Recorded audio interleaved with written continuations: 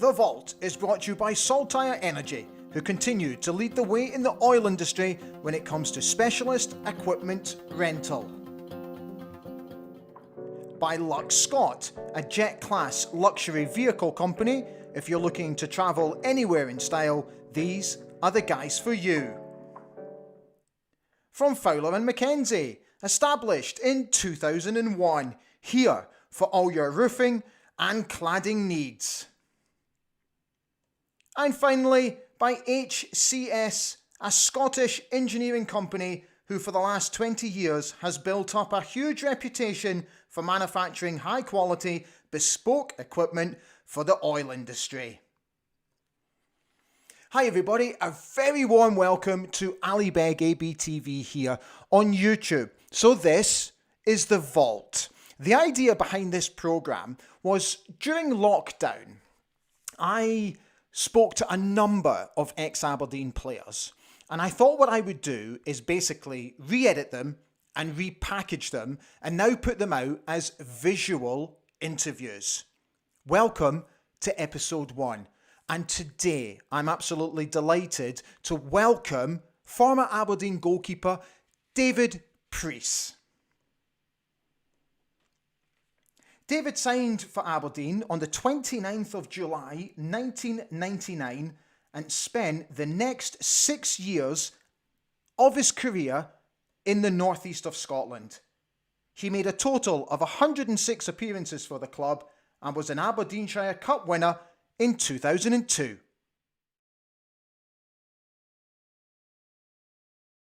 That's how your move to Aberdeen came about. Basically, it was a few days before the first game of the season. I was at Darlington. We were training, getting prepared for, I think it was a home game against Halifax Town. And this was on the Wednesday. And just straight after training, I got dragged into the dressing room by David Hodgson, the manager. And he just put it straight to me. Just said, Aberdeen have come in for you. They want to speak to you. They want you to fly up there either tonight or tomorrow morning. And we'd had lots of conversations simply because there'd been quite a bit of interest in the 6 months previous. And we'd had lots of these conversations where it was, of course, the club needed money and they needed to bring in money from transfer fees, but also the way David Hodgson was, he was and has been ever since a bit of a mentor, you know. His process of building a team and trying to run Darlington was on the basis of bringing young talent in especially from the likes of Sunderland, Newcastle, Middlesbrough, but also from abroad as well, and sort of developing them and then selling them on. And we'd had lots of these conversations where the clubs would come in for me and it hadn't been right. Either I'd be going somewhere in the Championship club or like Bolton or Charlton, where I'd be going there as third choice. And he was always great with his advice. If it wasn't right for me, it wouldn't be right for him, no matter what the fee was for taking me there. So he straight away just said, I think it's the right choice. He says, you'll play straight away, and then it's up to you what, you know, how you take it from there. It's up to you to keep your place, like, you know. And so obviously he spoke to Keith Burke and Sure. Yeah, and he'd explained everything. So that was it. The next day I was up on a flight to Aberdeen and went straight there to meet the club. But and again, you know, we've been talking about agents. I trusted David Hodgson, and he said, "Look, there's an agent doing this deal. You know, I trust him. I know him really well." Says, "No, he'll meet you at the airport, take you up there, make sure you're looked after and that you get the right deal." And to be fair, once I got up there and spoke to the club and sort of we discussed the deal, it was basically a take it or leave it, you know. Mm-hmm. But I've always been the same throughout my career. I've never really done a lot of negotiating with contracts.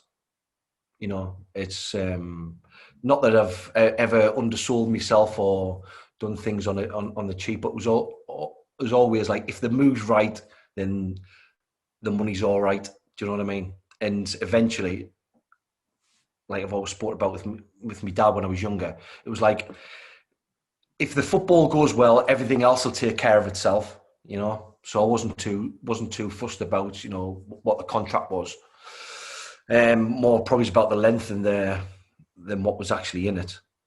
But yeah, it was a pretty quick process actually. There wasn't a lot of humming and hawing done. It was basically like they put in front of me, yeah, that's good for me, and then that was it really. What were your first impressions when you got there? I think it's difficult to look back on it now because it was all a bit of a whirlwind. But you know, you arrive there, you come to the hotel, leave your bags, go to the ground. You know, you meet the manager and meet David Johnson, who was the chief executive, or general manager at the time. Yeah. You talk about that, get that discussed, and before it's signed, said, "Well, we're training tomorrow. You know, just join the session, and then we'll get everything sorted after the training." And that's basically how it is. It's kind of like you don't have a chance to think about things.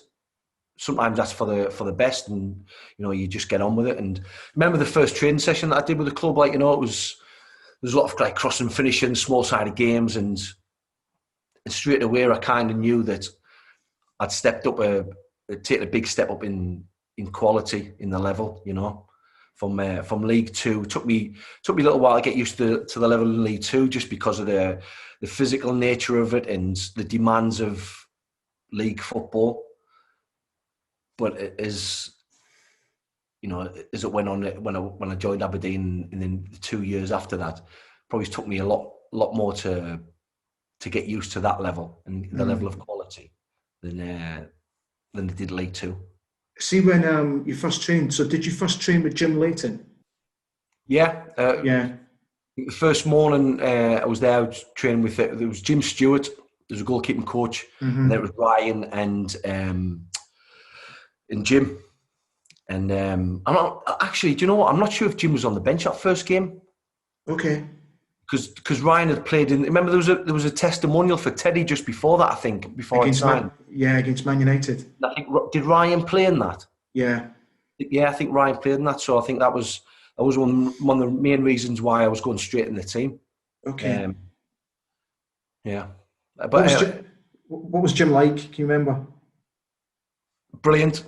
He couldn't have been more welcoming. You know, that was probably the first time that I went away and trained with Bury, you know, while I was at Sunderland. And that was my own experience of going into another club. And that was a different, because I was just going there training with them with a view to move in there before I'd left Sunderland. And so this was really the first opportunity where I'd gone to a club, and then, you know, you're going in as a rival to somebody, and you not know what to expect. And of course, I knew everything about Jim. You know, huge figure in the game, massively underrated in the world of football.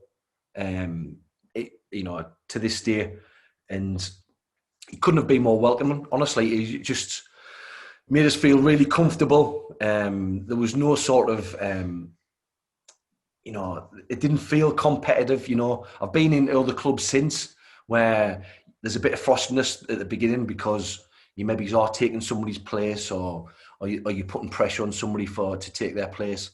But with Jim, there was nothing like that. And it was the same with Ryan. I know Ryan was only a kid at the time, like, you know. But from the very first minute I got through the door, the two of them were just, yeah, it was like I'd known them for years. What did you learn from Jim? I think that, well, first off, more than learn from him, I connected with him straight away simply because he was a similar sort of character, especially when it comes to training, that his work ethic was unbelievable. Even at the age he was, 39, 40, he was, you know, he wasn't slowing down. Do you know what I mean? He still knew that to be at the top of his game, he still had to work really hard. And him and Jim Stewart and their training, the way they trained, it suited me down to the ground, because that's exactly the way that I was. Maybe it's for different reasons. The reasons why I was doing it was because, not that I didn't have belief in myself, but I always thought that if I didn't work hard, if I didn't give everything, if I wasn't, at the end of training, if I wasn't exhausted, then I wasn't giving enough. and they were sort of and they were right up my street because training with them was hard. But also again, when we talk about the jump up in standard of the players I was playing with, then there was a higher expectation of quality in the sessions, and not that they were ultra critical at all, but they set the bar really high, and Jim was exactly the same. Let's talk about when you found out you were going to make your debut, just literally days after you signed. Can you go back, if you can, try and go back to those days? First and foremost, did you expect to go straight into the team?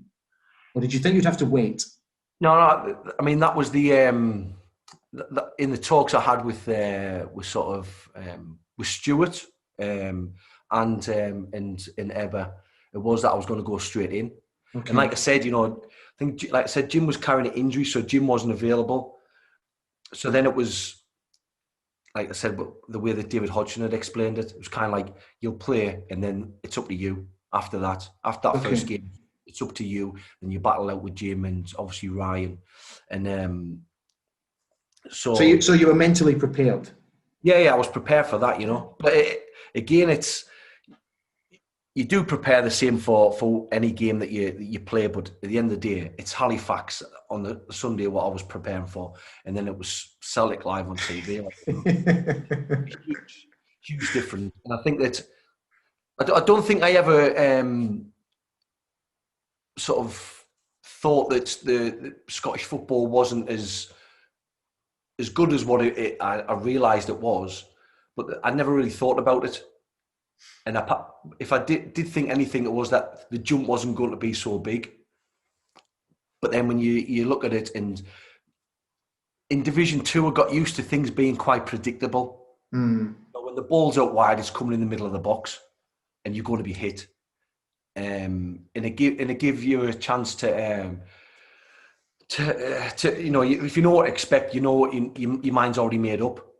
And you can do little things that maybe players who aren't of the quality of the likes of that Celtic had at the time. You can do things in games to tweak things to put things in your favour. Whereas, so for example, there'd be like, if somebody's coming at angle from their right wing and they're coming to me one-on-one, sometimes I'd leave a little bit over to my right for them to aim across me, and then I'd read it and go across. Then you soon learn that when you're up against the likes of Moravcik and Henrik Larsson, you start doing that. You give them an inch, they take it and they put it in, Mm-hmm.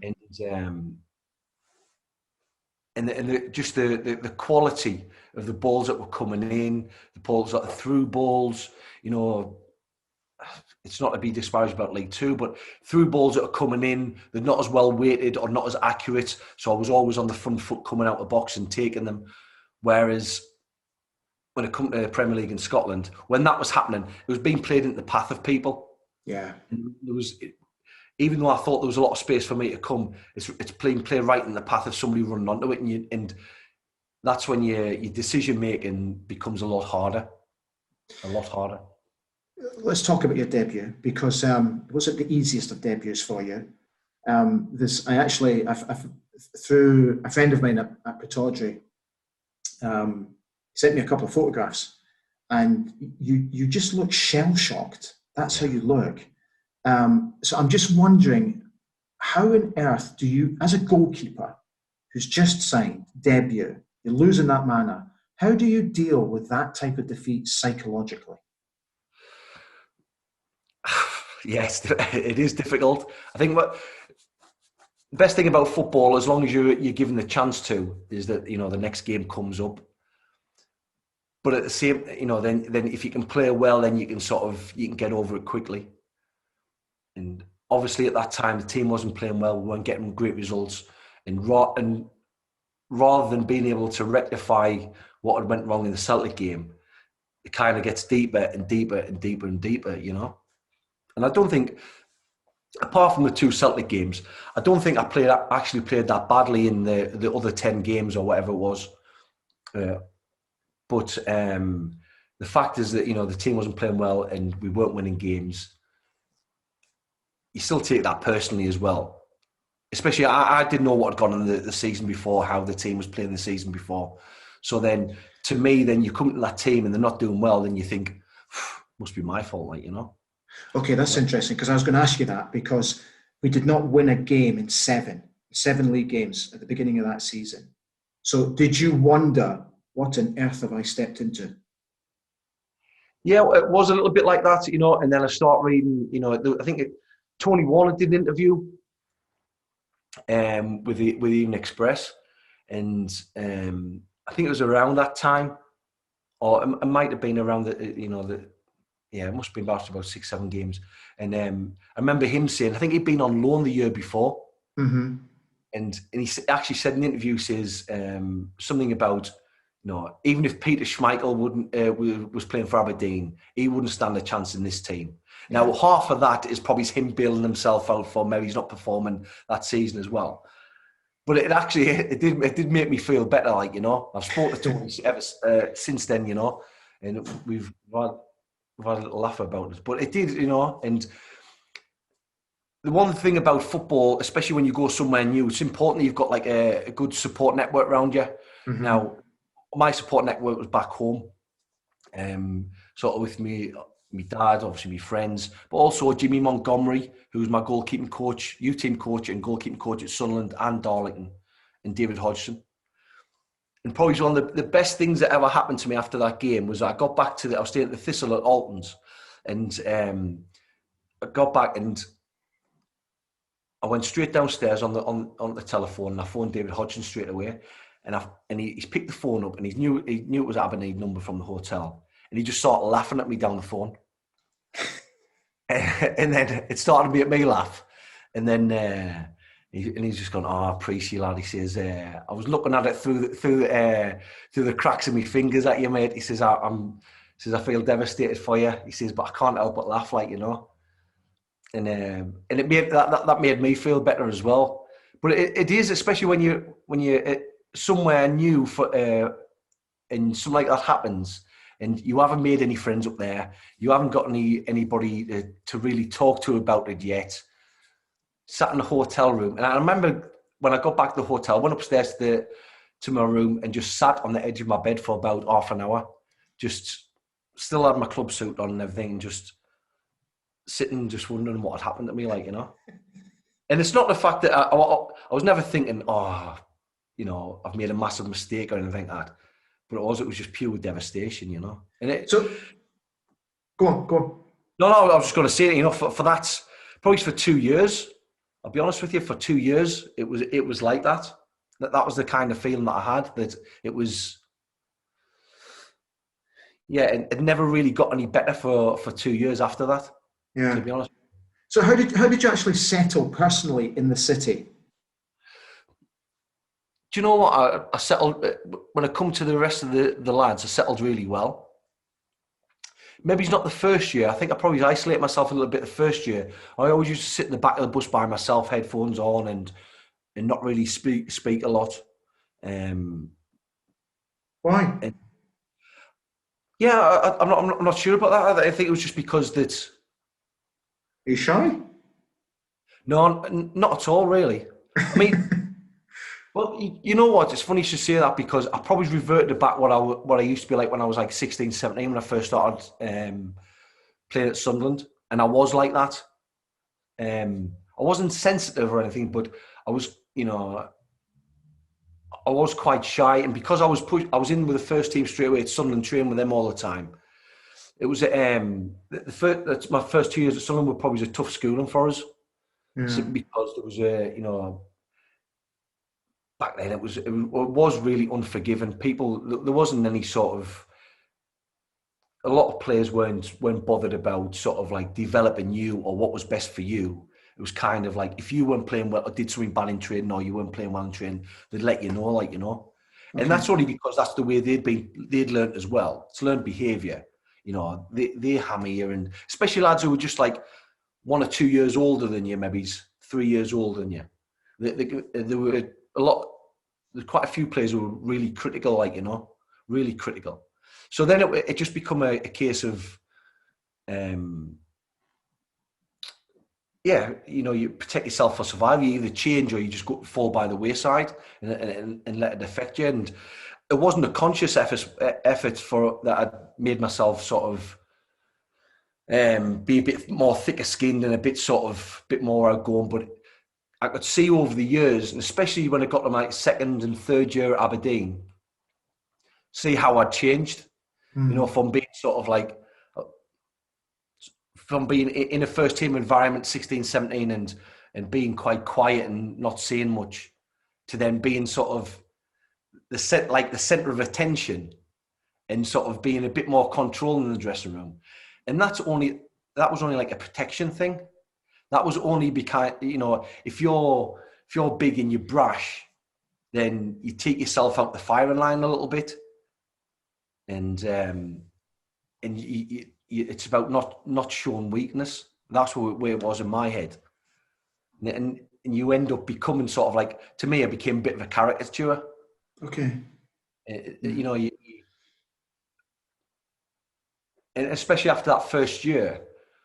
After the first year was a little bit different because a lot of the more experienced players left. And we were all young lads in that dressing room, all similar age. A few young lads that had been brought in, like me and David Lilly and Jamie McAllister.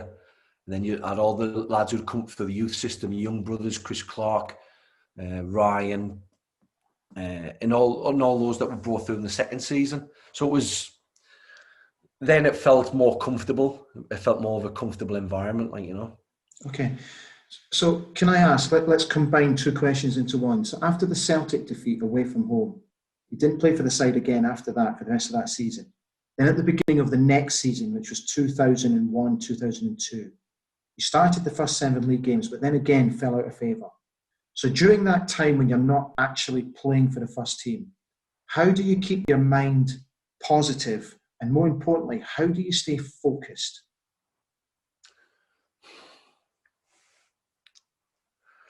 I think that the way that I always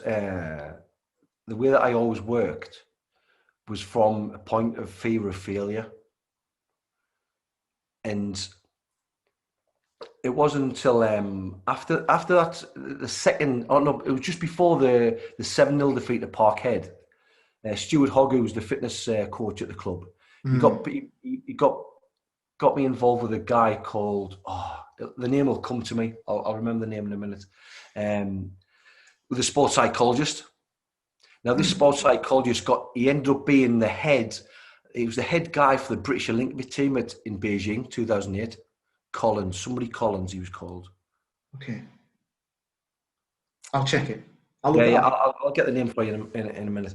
And so I think they could see I was struggling a little bit with what was going on. And this is probably where there's like the flip coin to the way that I was in my career, that I talk about fear of failure and being a massive driver for me. That's what drove me on from the first day in Sunderland to my last day in Barnsley, maybe not when I was at Lincoln, because I was coaching then as well. But probably the last day when I was at Barnsley, when I was like 35, 36, fear of failure made me give 100% in training every day. And I always set myself that even when I came out of the team and I didn't play for that length of time, that I had 4 years. I knew I wouldn't get 4 years if I wasn't on the team. I wouldn't be there for 4 years if I wasn't on the team. I know that. But at least I thought, I've got 2 years here to pull this round. And that's the way it was every morning. And Jim was really good with me as well. Jim could see that, he'd been in my position before. He'd been after he left United, and he'd been on loan at Arsenal and Sheffield United, and he was rebuilding his career again. He'd been in that exact same position. So he was brilliant with me from a perspective that, one, he never let me get too down.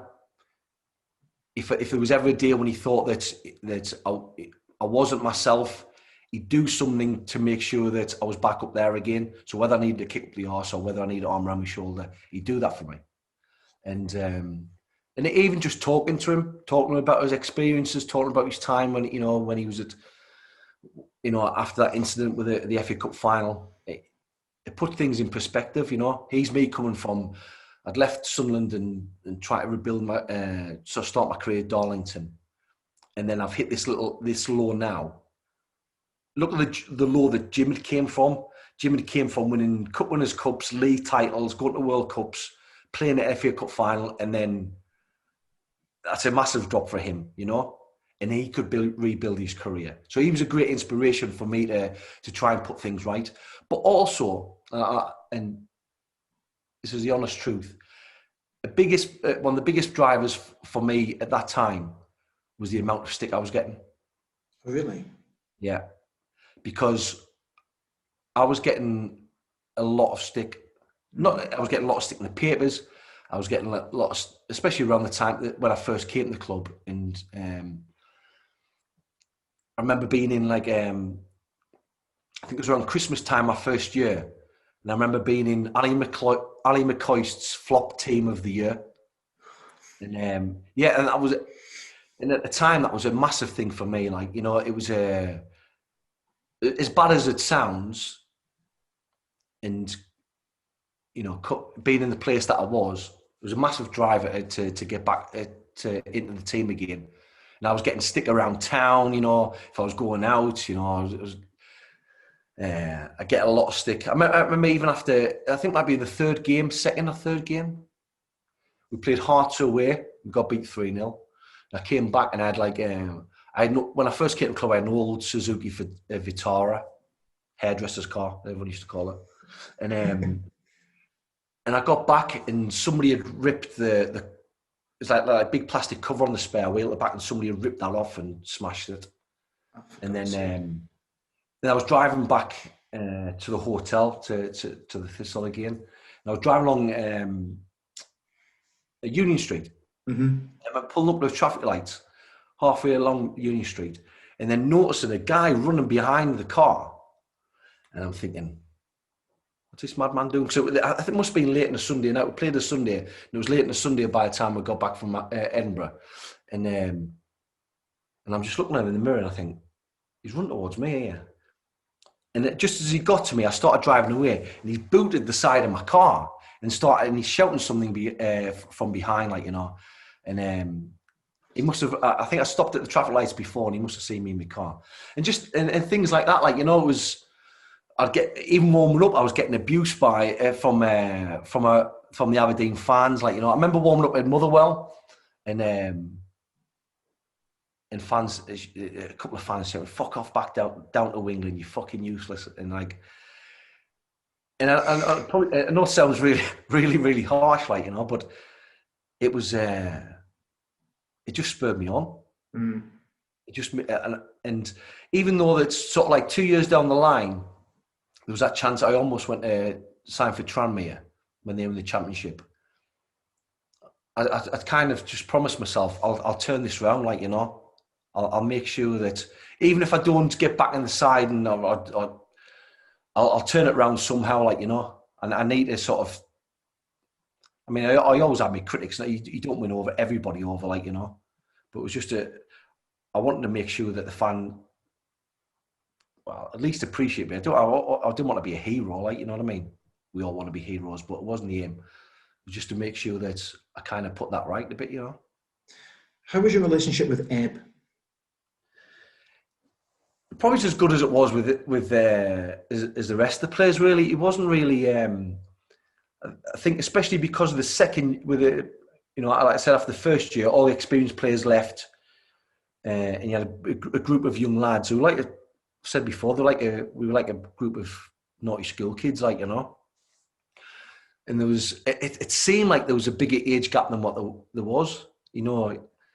I think he probably would have been in his sort of early to mid 50s when he was at Aberdeen, but he seemed a lot older to us, a lot older. And but I always sort of felt indebted to him. I know that was probably more Keith Birkinshaw who brought me into the club, but because he was manager, you know, I felt a real loyalty to him, you know. And there's a lot of things went on at the club at the time, you know. Especially during that first year, it wasn't ideal. But I always had like an affection for him, simply because you know, he brought me to the club, and I felt a loyalty to him, and all those players now, that you know, the players that became really good friends together. There's probably about, I don't know, about 15 of us who still keep in contact. We all look back on that time with great fondness. You know, there were some real bad times, some down times. You know, and there was a lot of pressure on a lot of times in those 3 seasons, but we absolutely loved it. We had some of the best times of our lives in there together, and on and off the pitch. And it was, and he was a big part of that. He was a big part of the crack that we had at the club, because he was the way that he was. 99% of the time, he wasn't meant to be funny, but we found him hilarious, like, you know. Yeah. But there was a lot of us at that club at the time that's where my career really started, and a lot of the lads who were there, I think we've seen it the last few weeks when you know, after he died, we'd all heard he died, and we were all sort of WhatsApping each other, and everyone was genuinely sad about it, like, you know. It wasn't just one of our managers died. Like, I think all of us were genuinely sad about it, you know. And it was, and again, like I said, we all had a genuine affection for him, like, you know. It's a lovely bloke, actually. Yeah, he was, right? Yeah, I really liked him. Were you surprised Steve Patterson was appointed? Well, I can't remember being surprised at the time, because it seemed like a bit of a progressive appointment. You know, bringing somebody in who worked through all the leagues, who'd obviously been a big successor there. With Cali Thistle, they were playing good football, and obviously off the back of that great Celtic wing that they had, and I think everyone was looking forward to it when they came in. You know, I don't think many of us knew a lot about him. You know, but certainly he made a great impression when he first came in. Like, you know, he said he wanted to play attacking football. He wanted, you know, he was going to bring in a few players that were good footballers, likes of, you know, Paul Sheeran and Stevie Tosh. And I think there was a lot of optimism at the time when he came in. And certainly when I was coming. Was I coming to the end of my? I must have been coming to the end of my contract, or. And when I first came in, I think he made me vice captain when he first came in. So that was for me, that was a huge thing, like, you know, huge thing. And I think he probably just took a look at the way that I was in training at the time, and I've always been very vocal, and I've always thought that a part of my job is being a coach on the pitch. If I can tell other people what to do so I don't have to do any work, then it's all the better for me, like, you know. So and again, because, you know, a big part of football and the way that I saw it and the way that I'd experienced it when I was younger was to be outgoing and to be be an authoritative figure on the pitch. And I think they probably just saw that in me and thought that it was, yeah, I was the right man for the job if Russell wasn't on the pitch. I don't mean this question in a derogatory term whatsoever, because it's been interesting listening to you so far talking about that, you know, the fear of failure. So what I'm getting at with this question is, was Peter Kerr's retirement, I know that you said the fear of failure was more important, but did you see that now as a real opportunity to reclaim that number 1 jersey for your own? Yeah, definitely. I think that I think Steve Patterson put me back in the squad, back in the team, when he came into the side, when he came to the club. And so even though I was playing ahead of Peter, and it was like, for me, that was brilliant, because regardless of whether, I mean, I didn't think that I was a better keeper than Peter. No, I rate Peter very highly. He's probably one of the top 3 keepers that I've played with. That's genuine. And then I think I got injured, and Peter played the end of that season. So I more or less knew that as long as I played my cards right in the next pre-season, I'd be playing. Like, you know, I still had to win my place ahead of Ryan in pre-season. I still had a job to do there, but yeah, it was a real chance for me to go on and really prove myself. I think that was the end of my 4th year there. And I know I said before I wouldn't get the chance of 4 years to win my place as the number one in the team. Because it turns out that's probably how long it took me to get it. Yeah, because that season you ended up playing 44 games. Obviously, the form was a worry on the pitch, and obviously there was a lot of rumours going about off the pitch. So, you guys as players in the dressing room, could you sense the axe was a way to fall on Steve Patterson's neck? Let's say. I mean, the way that it did, and obviously around the incident, when he didn't turn in for the Dundee game. I mean, we thought nothing of it at the time, really, because obviously we knew the truth because he'd been to the do with Russell, who'd been who was out injured at the time, so we knew the truth. But then it was trying to. Duncan Shearer tried to sort of brush under the carpet and say, "Oh, he's not feeling well today," but we knew what had happened, Yeah. And I thought the club were great then to stand by him in the way that it did at the time, because he obviously did have a problem, We kind of knew that as well, Lads who had played under him before, it's sort of given us a bit of a heads up about it, and. In football, you come across people who, like any walk of life, who like a drink. Do you know what I mean? But then when it starts affecting your work, then it becomes a different problem, Yeah. And that's when it's sort of crossed the line. And I don't think it made us think any different of him. It was kind of like, this guy's got a problem, so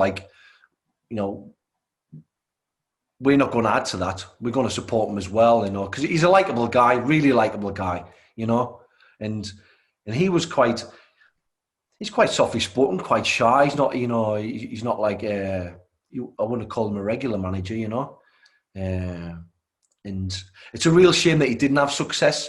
And I've said this before, and it probably seems a bit cheeky from me coming from League Two I came from League Two to Aberdeen, to the Premier League. And I think probably at the time, trying to do what he did at Cali and then promoting players from the lower divisions, there was probably too many at the same time.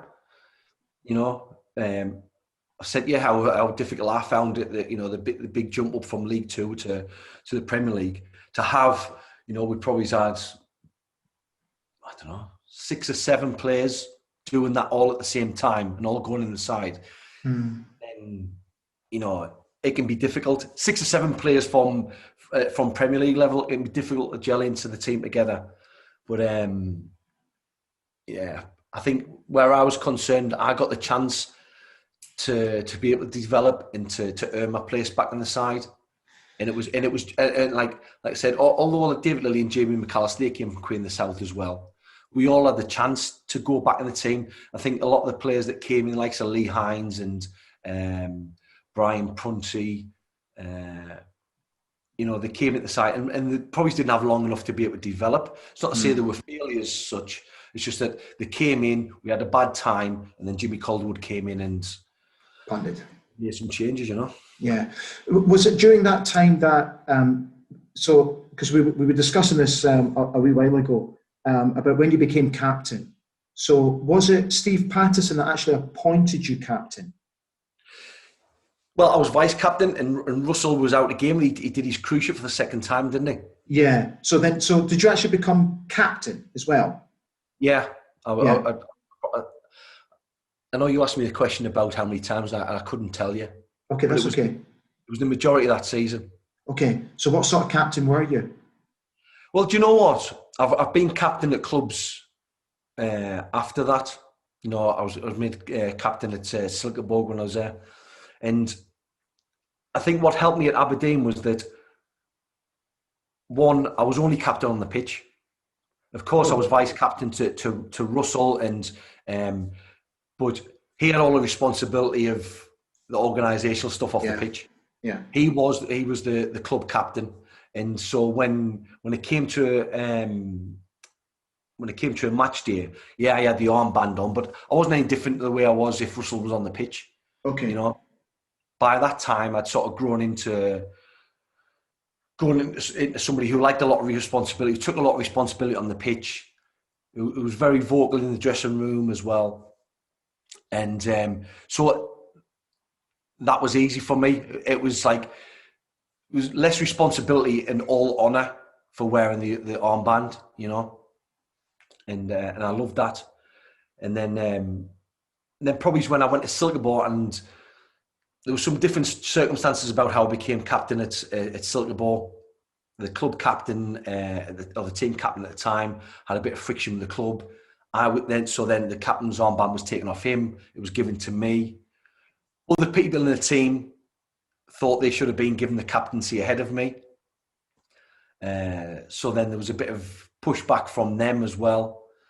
And then on top of that, I probably took too much responsibility. You know, sometimes, you know, if you get beat, then, you know, you accept your part in that as a member of the team.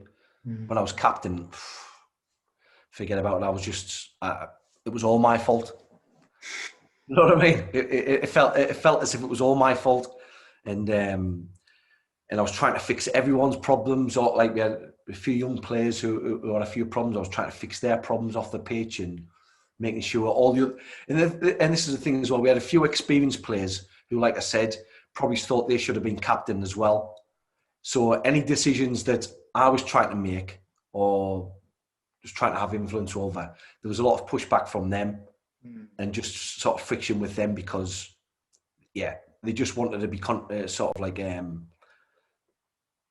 just didn't like anything that I would do, like, you know. Yeah. You're damned if you do, you're damned if you don't. Yeah.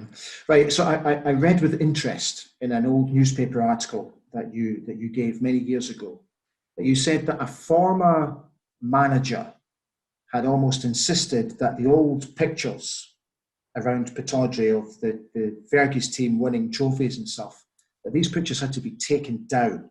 Obviously, you don't have to name any names, but why do you think that individual had that mindset? Do you know what? And this probably goes back to the way the club was, and part of the problem when I first went to the club, and more than that manager, but it was the players that were kind of like, a lot of players that were already there at the club and perhaps weren't playing well.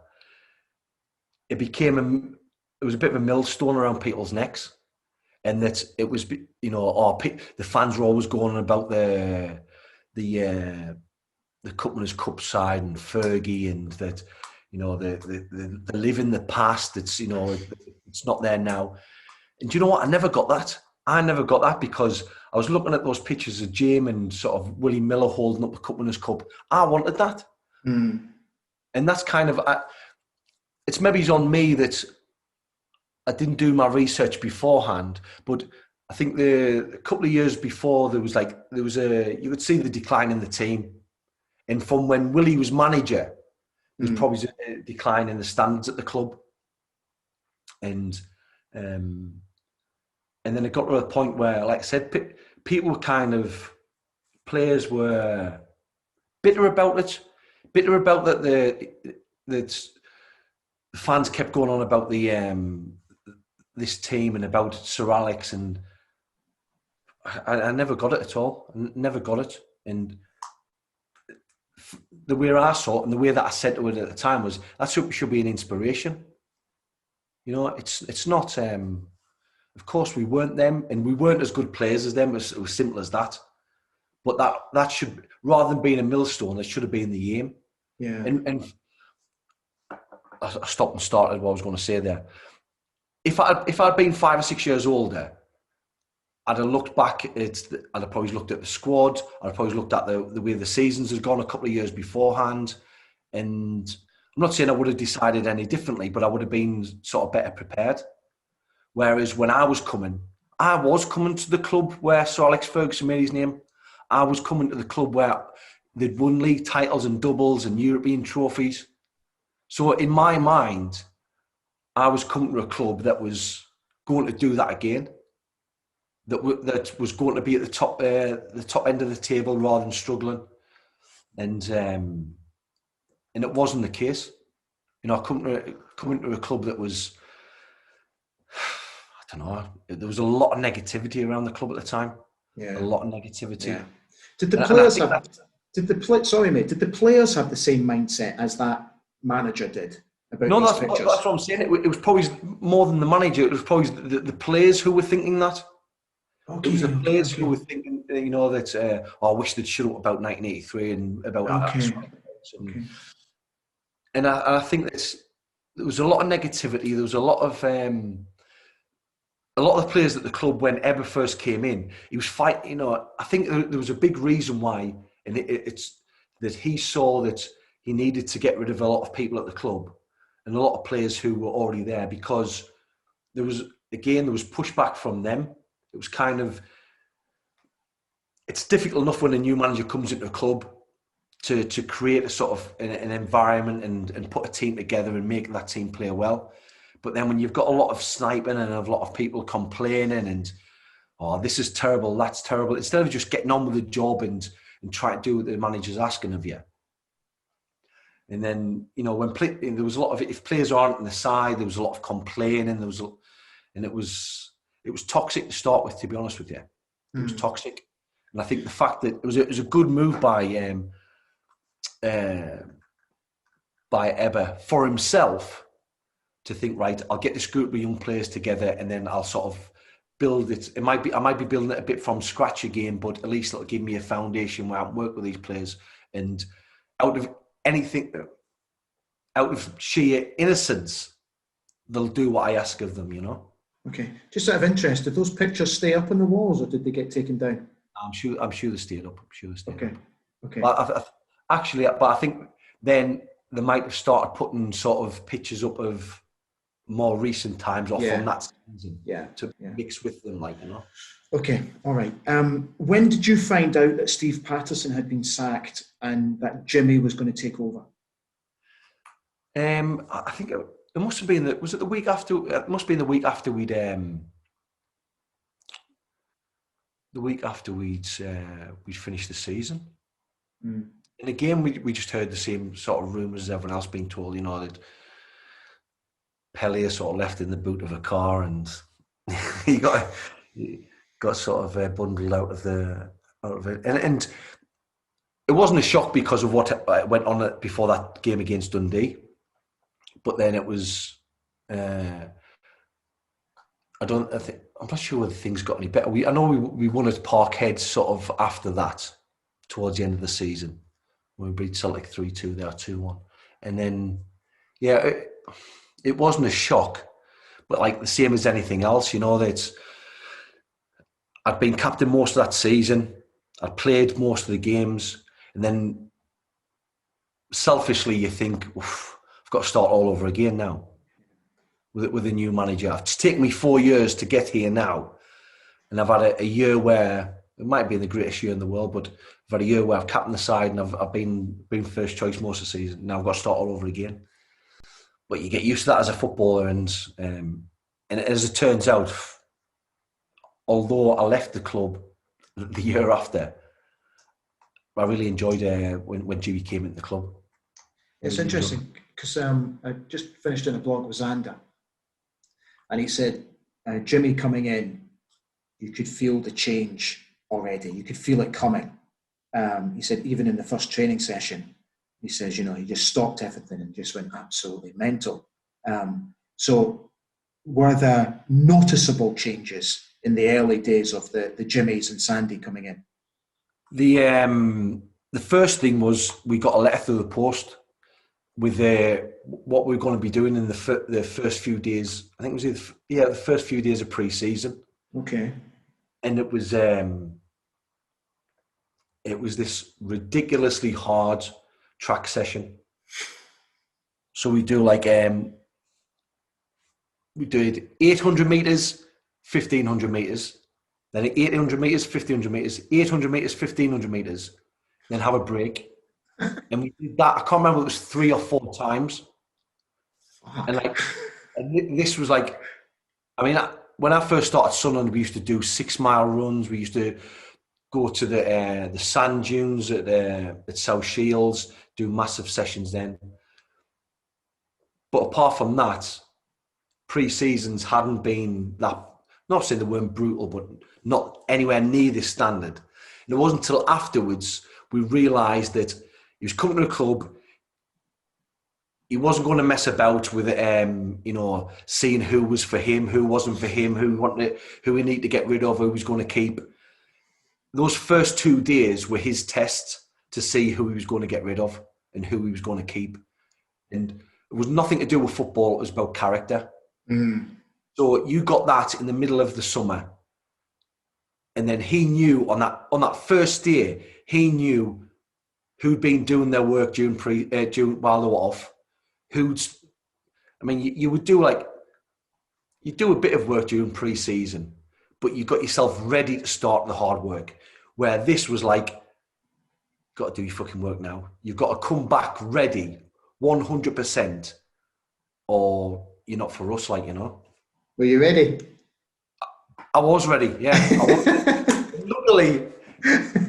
Luckily, Ryan Essen had a bigger arse than me, so he was always behind me. But and I wasn't that bad a runner. I wasn't that bad. I wasn't as bad as Jim Leighton. Yeah. So it was like I always knew I'd have Ryan just behind me, but then there was a few players behind me as well. And then for any manager, if you were doing running or anything, any fitness stuff, especially back then, if you were behind the keepers, you shouldn't be an outfield player, Mm.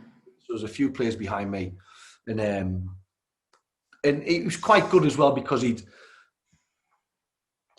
was understanding that we were keepers. He wasn't, but you could see that me and Ryan had put it in, we prepared for it to come back.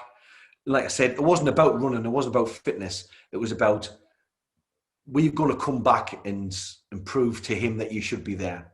Mm. Or did you have the right character to complete it? Were you going to quit during this session because it was fucking hard, Mm. You played 17 games that season under Jimmy. Did you expect to play more?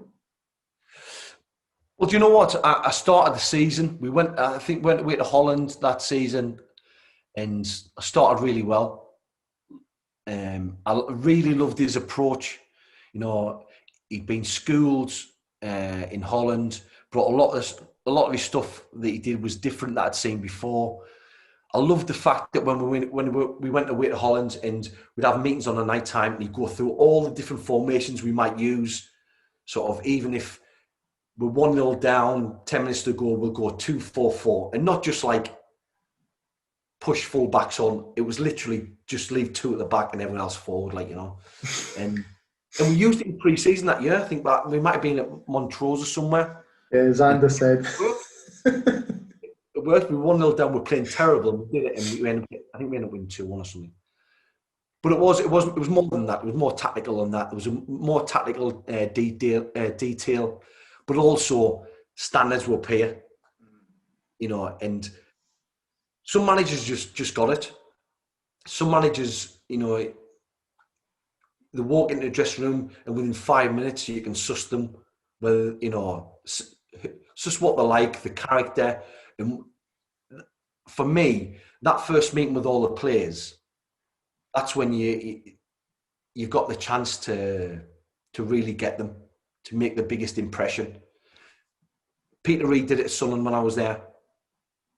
And Jimmy did it at Aberdeen. And like I said, you can see it's sort of like discipline or fear or whatever, but some managers just have it naturally. Whether it's what they say, how they say it, the way they hold themselves. Him and Jimmy Nicholl were top class. They were great. They were a great pairing. Jimmy Nicholl was great though, man. He was brilliant. He was a great foil for not that he wasn't sort of, he could be stern and he could, you know, if we needed telling things, you know, he could do it as well. But you know, like if we'd had a bad performance and Jimmy Calderwood was raging, then he'd come in and be like, "Oh, fucking hell, this is, see what you've done, you've fucking upset him. You know, not to upset him, like, you know." And he was kind of like, he was a really good number two, how a number two should be, like, you know, and obviously very knowledgeable as well. Yeah. But yeah, that year, you know, I started with a clean slate game with a new manager, sort of kept me place, and then, but I ended up getting sent off against Hibs. It was before we were due to fly out of Dublin, just afterwards for our Christmas party, and that really spoiled my Christmas party, because then I got sent off. I was suspended for the next game, and then in a training session I broke my finger. I broke my hand, sorry, and then I was out most of that season, which we ended up. I mean, we were flying at the time as well. I think we were third at the time. Yeah. We ended up fourth, I think. Yeah. So then, did it come as a big surprise when he placed you on the transfer list? I knew that he was bringing. He'd said to me, "We need another keeper in." After, you know, when I got injured, I think did he bring in Sasa Ilic? Was that year? Yeah, yeah. So like we didn't have a third choice. There was only two keepers, and I was injured, so I ended up being out for about a couple of months, maybe 3 months. And he brought Sasa in, and then I think I might be on the bench for the last few games of the season. But yeah, he said, "Oh, you know, we need to have 3 keepers. I'm going to bring another keeper in." We knew he was bringing Jimmy Langfield in, and then it was like it was a massive surprise, actually, a massive surprise. And I think it was, you know, coming out of it, we were coming out of the meeting, and we were really close. We had a really close group. You know, Scotty Severn had come in and had become a massive part of the group as well. And I just remember like coming out, and everyone was having breakfast, and I think Chris Clark said, "What did he say?" And I says, "Oh, says she put us on the transfer list." Like I say, everyone was like, "Nah, joking, aren't you?" Like, "No, I put us on the transfer list." And yeah, and I think at the time it was explained that, you know, that he wanted 3 keepers, and then he got his budget, and then he realised he wasn't, you know, he wouldn't have the money to be able to sustain that for the next season, and so I think he wanted to bring in a striker, and need the money to bring a striker. So I think, yeah, I'm not sure it was because I can't remember. It was explained that because I was on more money than Ryan, that was the reason why, like, you know. But at the end of the day, I mean, if he'd really wanted me, then you know, he'd have kept me, like, you know.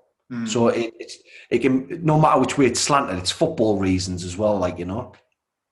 And I only had, I think I had 1 more year left. I think I did. Yeah. Did it sort of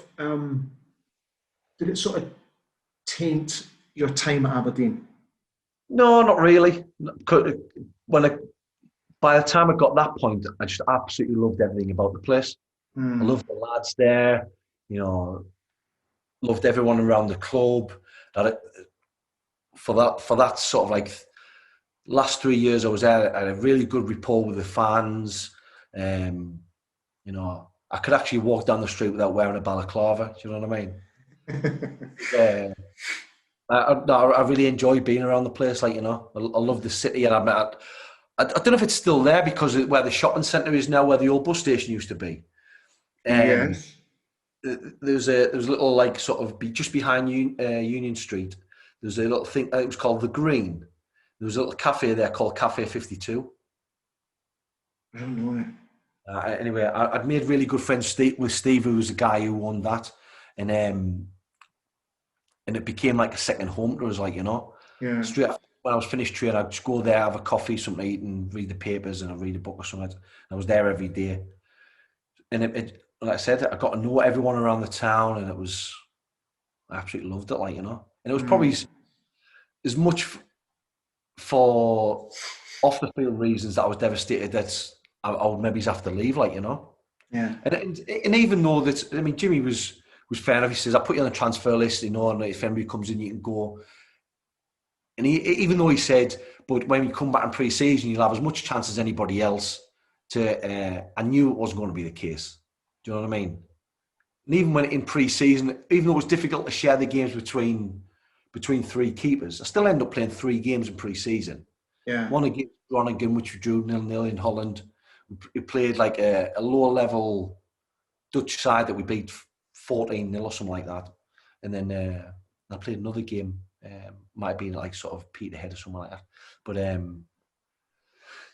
yeah, it was... even though I had the security of another year, it was kind of like being put on the transfer list. You feel like a bit of a spare wheel then, like a bit of a spare part, you know? Yeah. If you could turn back the clock, have your time again with Aberdeen, is there anything that you would do differently or that you would change? Well, do you know what? There's probably one thing, and I wouldn't have said this unless Ben Thornley had said it on under the cosh. You know, have you ever seen? Yeah, just watched the one with Simon Ferry. So funny. It's good, isn't it? So funny. I'll see when I stopped coaching when I was doing the under 18s and 23s at Barnsley. I took 6 months out to see how the media stuff would go, like, you know, which ended up being 2 years. But then I started working for a betting company, and we sponsored their first couple of podcasts. Okay. I know the two of them really well. I was in Ibiza with Chris Brown, and a new party because he lived in Barnsley when I was playing there, like, you know. But anyway, Ben Thornley was. Have you ever seen Ben Thornley's one? No, I haven't seen it yet. I need to look it out. Yeah. So Ben stuck me in it a bit, like, you know. So like, I don't know if you remember when I broke my foot, and I broke my foot. I was in the side. We played Dundee United on the Saturday, and I broke my foot over the weekend and said I did it when I was moving furniture in my flat. I think I do remember this. Yeah, it wasn't the papers and that. Well, it wasn't.